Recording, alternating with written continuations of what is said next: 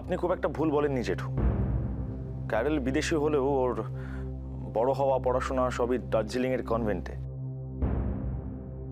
ও ভালো বাংলাও বলতে পারে, পরিবারের সবার সঙ্গে পরিষ্কার বাংলায় কথা বলে। হ্যাঁ, আমি যেটা বলতে চাইছি কৌস্তব, ওর শরীরে এদেশের রক্তই বইছে।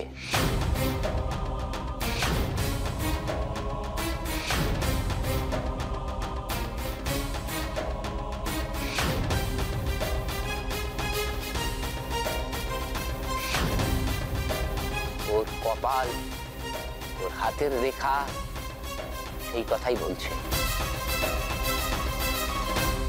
না না, তা কি করে হয়? ও তো খাঁটি একজন ব্রিটিশ মেয়ে। ওর মা, সেও তো ব্রিটিশ মহিলা ছিলেন, অবশ্য তিনি এখন প্রয়াত। আর বাবা মিস্টার ব্রাউন, উনিও সম্ভবত ব্রিটিশ সিটিজেন ছিলেন, তবে তিনি তোর জন্মের আগেই মারা যান। আমার চোখ তো ভুল বলে না।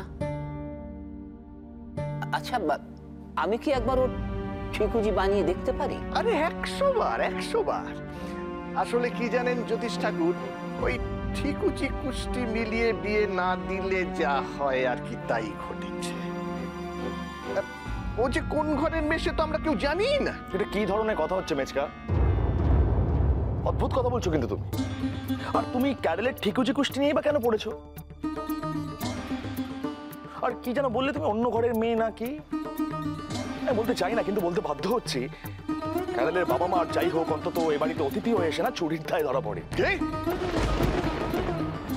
যত বড় মুখ দেয় তত বড় কথা।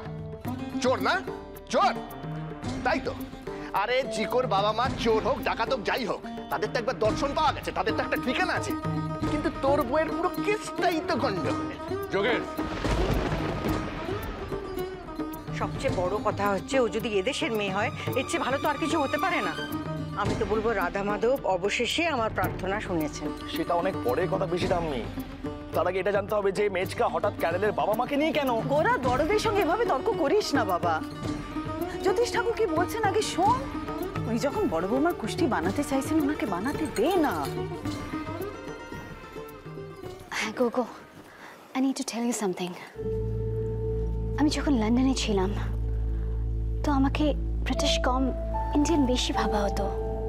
So I'm also a bit confused. এদিকে এসো তো। গতকাল রাত্রিবেলা তুমি বলছিলে, মনে আছে যে তোমার মা শেষ সময় তোমার হাত ধরে দুটো শব্দ বলেছিল, একটা ইন্ডিয়ান আর একটা ইনকমপ্লিট ওয়ার্ড বে। ইন্ডিয়ান মানে কি উনি এটা বোঝাতে চাইছিলেন যে তোমার বাবা আসলে ইন্ডিয়ান?